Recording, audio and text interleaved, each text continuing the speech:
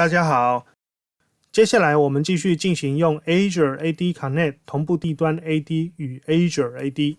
在安装 Azure AD Connect 之前，要先到 Azure AD 角色中确认目前的 License 等级，至少必须要是 Azure AD Free 才能开始继续进行后面的步骤。如果这边没有看到任何授权的话，代表一开始的注册步骤错误了，导致于连免费体验这个 subscription 都没有，那只好重新注册新的账号，或者是登录信用卡订阅 Pay as you go 了。确认好 Azure AD License 之后，就可以来设定地端的机器。在这里我一样准备好了一台 Windows Server 2019的 VM。第一次开机进入系统之后，先来变更电脑名称，设定为 Azure AD Connect， 然后重开机。在它重开机的过程中，先来 Domain Controller 上面建立它的 Computer Account。在 AD 中，我会将所有常用的物件依照适当的 OU 阶层来存放管理，所以这边我会在 Corp OU 里面建立一个 Azure OU， 在它的下方建立一个 Management OU， 在它的里面再分别建立一个 Computers OU 与一个 Users OU， 接着建立 Azure AD Connect 这个 User Account 作为同步使用，以及 Azure AD Connect 这个 Computer Account。回到 Azure AD Connect 这个 VM 来，将它 Join Domain。在重开机之前，我先将 Azure AD Connect 这个 Domain User 账号加入它的 Local Administrators 群组，以后就用它来登入这台 VM 进行相关作业。回到 Azure Portal， 在 Azure AD 角色的工具列中找到 Azure AD Connect， 点选 Download Azure AD Connect， 下载后将它复制到 VM 当中进行安装。安装完毕后会自动开启。在继续设定之前，先来检查一下这台 VM， 确定它能够连到 Internet。这边我聘倒霉的 HiNet 网站，因为除了确认 Internet 要会通之外，还要确认 DNS 解析正常。OK， 有通，那我们就可以来继续进行接下来的设定。首先闭着眼睛按下同意授权条款跟隐私权说明。接下来有两种设定方式，微软官方建议你使用快速设定，但是我们当然要使用自定安装来确认所有的细节。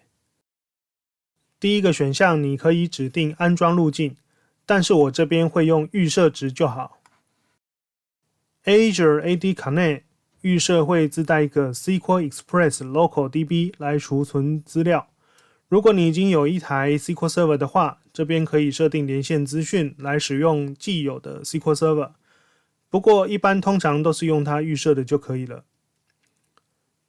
如果你的环境架构很严谨，任何一个 service 都会用一个专用的 account 来运作的话，这里可以指定要使用哪一个账号。如果不指定的话，它会建立本机 NT Service 的 AD Sync 账号来运作。接着你可以自定4种不同的本机群组，用以委派指定的权限给特定的 user 来进行管理，这个一样使用预设值就好。最后一个是汇入已经设定好的同步设定，那这个我当然没有，所以这边就直接按下 Install 让它开始安装。安装好了之后，就要来指定 user 登入时的验证方式。预设是将 password hash 存到 Azure AD 去验证，你也可以选择让 Azure AD 导回地端 AD 验证，或者是采用 ADFS 等其他的方式，或者是根本就不要验证。一般来说，我们都使用预设的 password hash synchronization。最下面有一个勾选项目，你可以选择是否要整合 Windows 作业系统达到 Single Sign-On。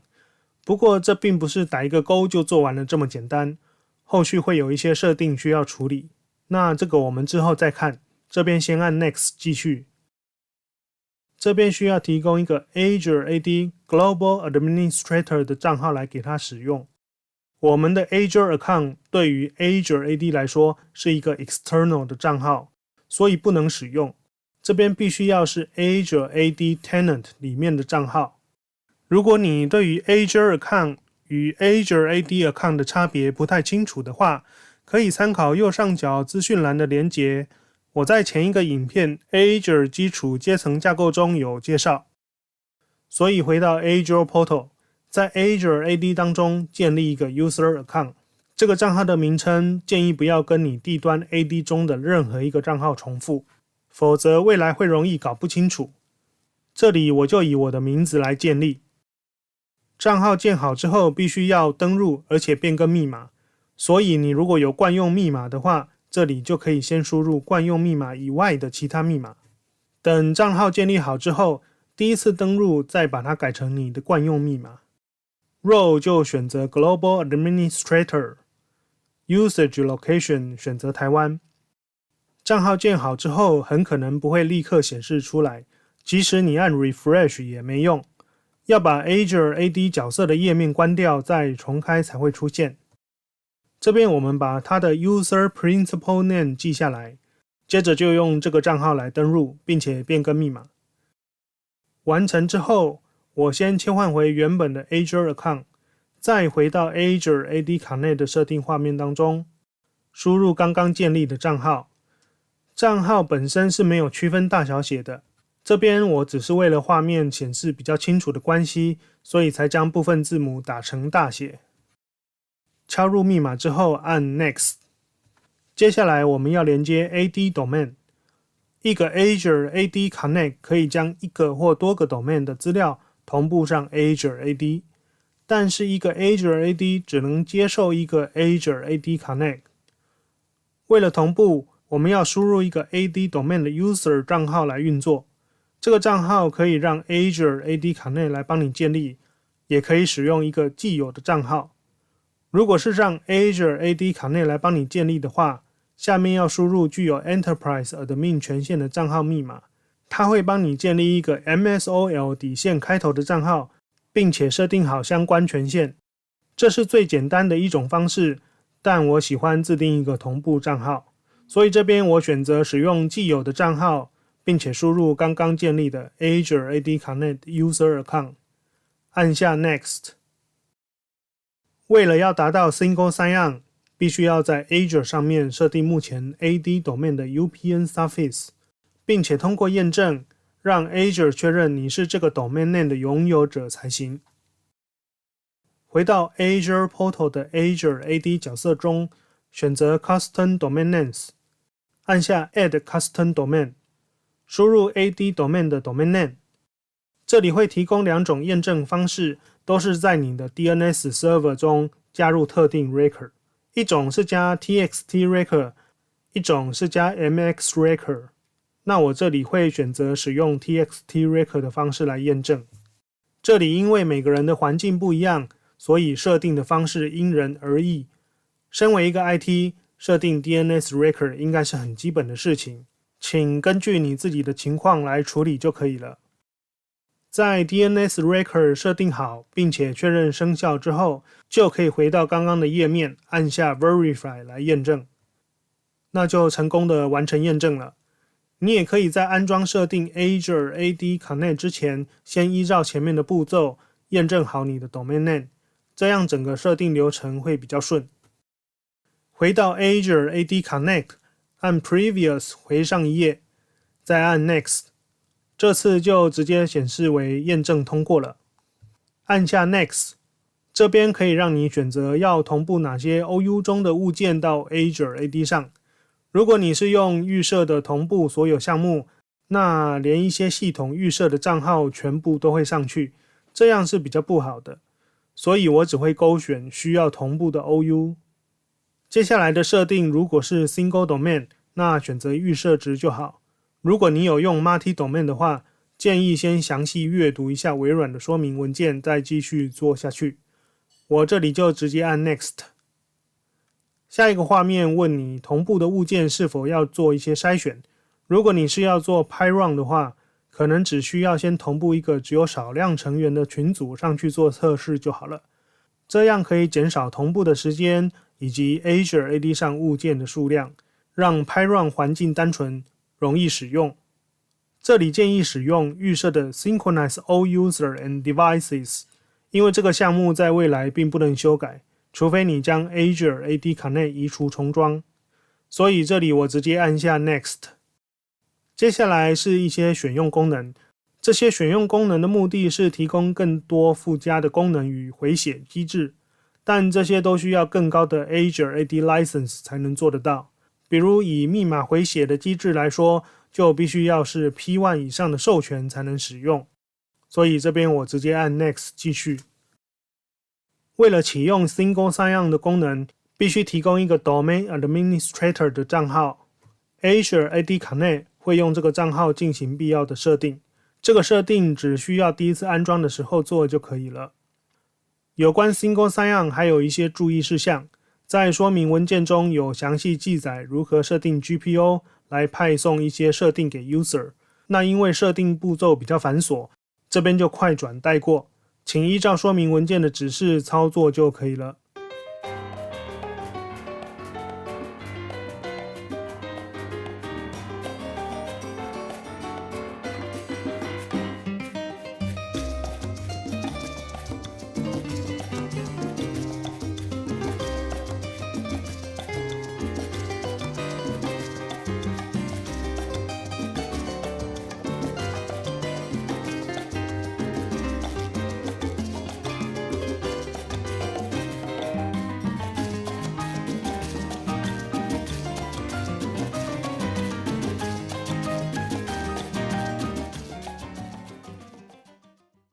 好了以后就按 Next 继续。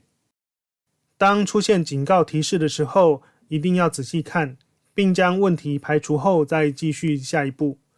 这里出现的警告是说，刚刚提供的 Azure AD Connect 这个同步账号缺少了必要的权限，所以没有办法处理 Password Hash Synchronization。那我们根据它提供的文件连结找到权限设定的方式，将 PowerShell 指令复制过来贴上执行就可以了。先安装需要的 PowerShell 模组，再将 Azure AD Connect 的模组汇入。接着有两种设定权限的方式，我喜欢用 UserDN 的方式来设定，你也可以选择任何一种你喜欢的方式。查询 UserDN 的同时，顺便建立一个 TestUser 账号，用来作为同步完成后的测试账号。这里遇到了一个错误，因为我目前使用的 Azure AD Connect 这个账号并不是 Domain Admin， 所以没有办法替自己增加那些必要的权限。那我就用 Run as Different User 的方式，用 Domain Administrator 来开启 PowerShell， 将 Azure AD Connect 的模组汇入，并确认有需要的 command， 然后执行设定权限的指令。OK， 设定好了。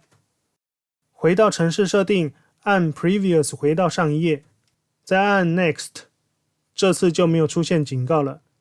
按下 Install 开始安装。安装好了之后，又出现了一个警告提示，这是跟你说你的 AD 并没有启用资源回收桶的功能。那我们就来设定资源回收桶。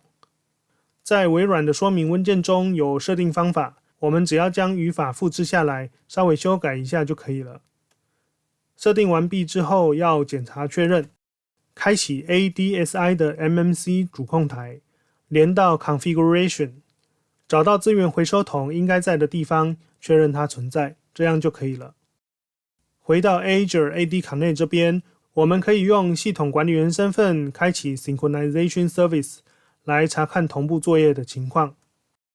接下来还有一个安全性的设定需要补充。如果你有勾选设定 Single Sign-On， 在安装设定好了之后，会在 AD 中建立一个 Azure AD SSO-ACC 的 Computer Account。 这个 Computer Account 需要被保护。我们可以在微软的这个网页中找到相关资讯以及做法，这边就依照说明做一些调整，将它从原本的 Computers Container 中移到管理用的 OU 中，再到 Object 页签中勾选保护这个物件。在微软的文件中是说要设定成只有 Domain Admin 才有存取权，但我觉得还是先只移除一些看起来会比较危险的项目就好。另外，微软强烈建议每30天要变更一次 Kerberos 解密金钥，步骤也很简单，只要照着微软文件步骤操作就可以了。在 Azure AD Connect 这台 VM 中开启 PowerShell， 汇入 Azure AD SSO 模组，执行 New Azure AD SSO Authentication Context， 登入 Azure AD Global Administrator 账号，确认目前开启 Single Sign-On 的是哪一个 domain， 接着输入这个 domain 的 Domain Administrator 账号，再进行变更 Kerberos 解密金钥。前面几个步骤只是为了要检查开启 Single Sign-On 的是哪一个 domain， 如果你已经知道了的话，之后只需要执行最后2个指令就好。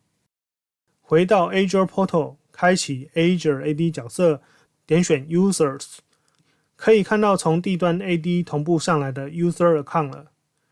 这边你可以注意到有2个 Dino 9021 UPN 尾码是不一样的，一个是从地端 AD 同步上来的，尾码是 thbs.net， 一个是在 Azure AD 中建立的，用来给 Azure AD Connect 同步用的账号，尾码是 Azure AD Tenant 的 Suffix。